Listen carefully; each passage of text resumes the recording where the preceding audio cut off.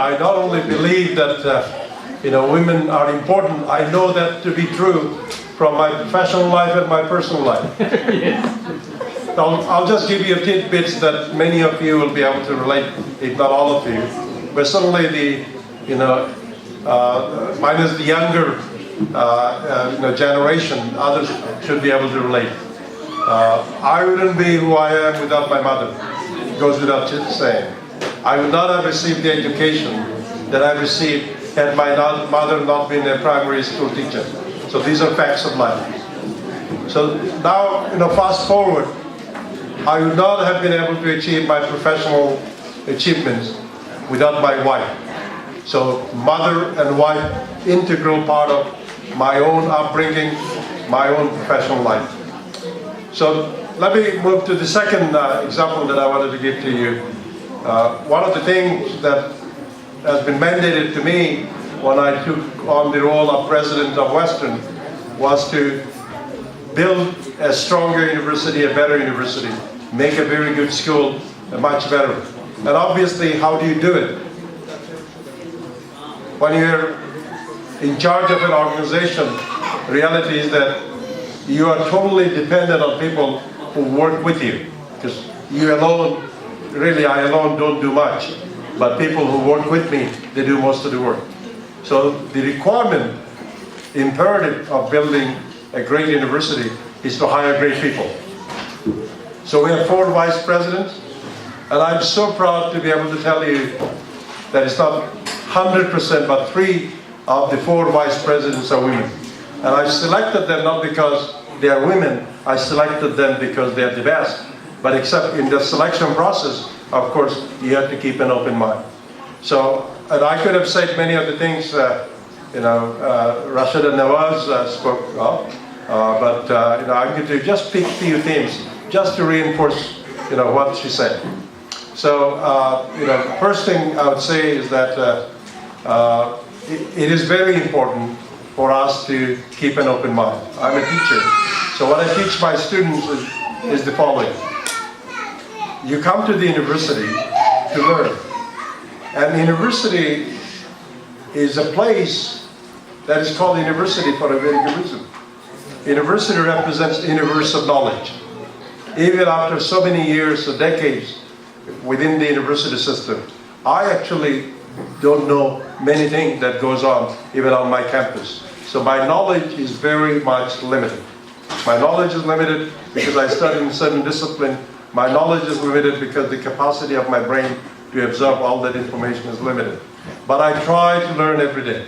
So when students come to my university, I say, keep an open mind. You may have come to Western thinking that you're going to do this, you're going to do that, but look out. You may find something else. And more often than not, that's what happens to our students when they come, they keep an open mind. That, I think, is applicable to all of us. So as new immigrants, now I'm a new immigrant, or I was a new immigrant at one point in time. Obviously, you come to a new country that you really don't know much about. So there's just so much to learn. And if you keep an open mind, you not only will learn and enrich your life, but you reap the benefits out of it. Without that integration, as Ms. Nawaz spoke of, you're not going to be able to realize your full potential. It's just not possible. Because if you shut your mind, if you close those windows, you're going to miss those opportunities. So integration is very, very important. Integration doesn't mean giving up your values. Right? You may have to compromise a little bit on traditions, but values are universal. You can retain them, you can carry them, and you can share them with each other. But at the same time, you can learn values from your new society, new adopted country. So let me quickly return to the wonderful posters. How amazing to see all those posters. Grade 3 to grade 10, sharing their views of our beautiful country. So if those children are still here, let me give you my number 1. I'm not going to pick 4, but I'm going to pick 1. Very hard to pick. When you have 4 to pick, it's very hard. If you give me just one choice of all the things that I heard, it has to be freedom. It has to be freedom. I cherish my freedom in this country. It's not only personal freedom, it's collective freedom. The fact that we are here together, that's our collective freedom. The fact that I decide to do whatever I want to do, and people may say whatever they want to say, but actually it doesn't bother me.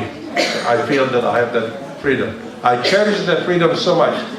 Anytime I have to compromise my freedom, I stay away if I can. So, it's just a personal value system. I actually did not believe that I had as much freedom in my native country. I don't know whether you feel it that way. So I value my freedom so much so that I think freedom has no limit. As a university president, from time to time we face a challenge. Controversial speakers come. They talk about things that many others may not appreciate. But it is my role, it is my firm belief that we have to provide the opportunity for people to say what they want to say, even if it's something that I vehemently disagree with. So you fight ideas with ideas. And I do not support curtailing that freedom of speech, even by tiny little bit, because it is a slippery slope. You curtail it a little bit, the next thing you know that you're losing your freedom. So I think freedom is something that we should cherish. So then you say, again, going back to Ms. Nawaz's statement, what can we do to help our people in our native country? Well, I'm a teacher, so my ability is limited, and I go back to sharing those values. Values of freedom. Everybody, I'm pretty sure, cherishes that. So freedom actually is interrupted unknowingly. So like you, I was in Bangladesh recently, and I had very little time. I wanted to go and visit my hometown, Rangamati, for a day trip. And I got into the plane from Dhaka, landed in Chittagong, big trouble. Unknown to me, there was a strike. So I got into this strike, and as I was observing and making a decision what to do, I noticed that actually my freedom and freedom of vast majority of the citizens were being interrupted by some hooligans, political hooligans. Obviously nobody wants roads to be shut down, nobody wants cars to be broken, but some of those people are infringing on the freedom. And what occurred to me is that nobody in this country they are throwing a stone at your car, because there'll be penalty, right? You'll be prosecuted. You may go to jail if you do that. But when you don't have that, then freedom obviously is a relative thing. So that's one. I'm optimistic. I know that we have social challenges.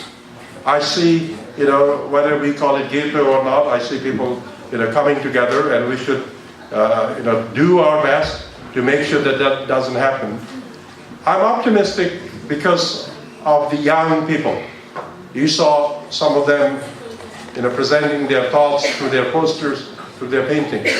I have the privilege as a university teacher to see those young people in and out. Each year we bring in students, 6,500 fresh, high school graduates. So they all come, and I have the pleasure and privilege of interacting with them. When I talk to them, I know that our future is bright. And I saw exactly the same thing in the 7 or 8 young children who made their presentation. I did not see any possibility that these children will be ghettoizing.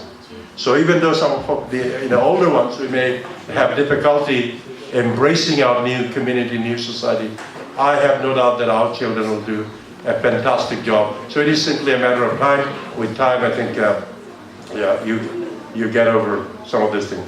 And you also talked about politics, and I'm apolitical. You stay away from politics. But in general, what I say, to community members is the following, especially to my students. I feel more freedom to talk to my students than I do with general community members, because as a professor, I believe that I have the right to share my beliefs, my wisdom, if you will, with my students freely, and I do that freely. So what I tell students from, say, Bangladeshi origin or Indian background is the following. or for that matter, students from Middle East. So they'll ask me about this cultural dilemma, pressure they had at the home front, and what do you do? So one student with Middle Eastern background asked me the following question. He's a student at Western. So, to integrate with our society, do I have to give up, my culture? So my answer was, it all depends on how you define your culture. So I began by saying, in ancient India, there was a custom of burning young brides alive when husband dies.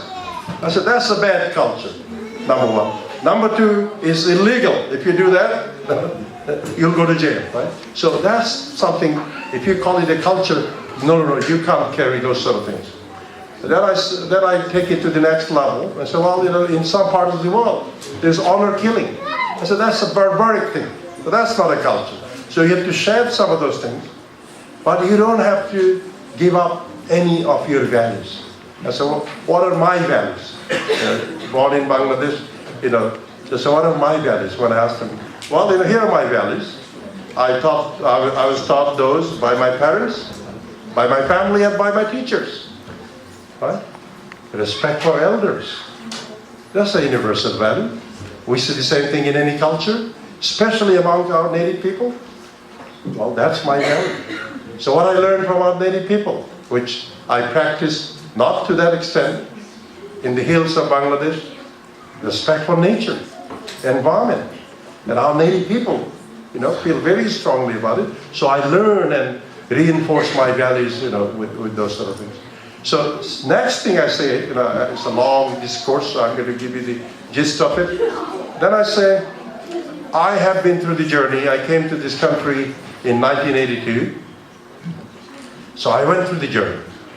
I left Bangladesh in 1977, so the journey was a little bit longer. Early days, of course, you feel this challenge, where do you belong? I would have said that in my early days, when I left Bangladesh in 77, 100% on Bangladesh side. So today you ask me, where do I belong? Of course I have my emotional ties to that country. When I go there, just before the plane lands, I choke emotionally, right? Especially if it's daytime landing. You see Dhaka, you see all those things. You feel so nostalgic. Within 2 or 3 weeks, I realized that as much as I love that country, actually I don't belong there anymore. Because the way I think, because the way my friends, my old friends think, there's a big gap. So I enjoy my time in Bangladesh for probably 2 weeks, really. If I stay too long, it kind of diminishes. And when I come back, I feel at home. I feel at home. So somebody, actually, an officer of the High Commission of Bangladesh in Ottawa, young officer, was once asking me, so where is home? I said, young lady, I'll give you the following answer, and then you come up with the final answer. I said, I left Bangladesh in 1977. I have been living in Canada since 1982. And between 1982 and now, I have visited Bangladesh 4 times. And altogether, I probably spent no more than 60 days in the country and rest in Canada. So you tell me where's my home. That doesn't mean that I don't have those emotional ties with my country, with my hometown. Unfortunately, news media only publishes bad news. Good news is not reported. So when you talk about Bangladesh, you say, yes, there are challenges. There's no point denying there are challenges. Problem here, I already gave you example of lawlessness, right? So there are challenges. But on the positive side, if you look at Millennium Development Goals, I don't know how many of you know that Bangladesh has done much better than Pakistan, much better than India in reaching those goals. Not many people actually know that. So then when you rhyme up what those are, child mortality is down, our doctors will know that, right? Literacy rate is up, right? Right? So, and then you say, why? Right? I'm actually one of the critiques personally of our government. I say at the macro level, everything is wrong. Corruption, lack of rule of law, and I say, yet we made progress. I have only one answer: empowerment of women. is those women who work in those garment factories, right? They don't have as many children. They make sure their children go to school. They make sure that they get nutritious food, and they're empowered. Obviously, their wages are awfully low. We need to do something about it, but it's better than having nothing. So that empowerment, I think, has made all the difference. And I think, if you reflect on it, you'll see it. So it's those microcredit, empowering women that has made all the difference to the country.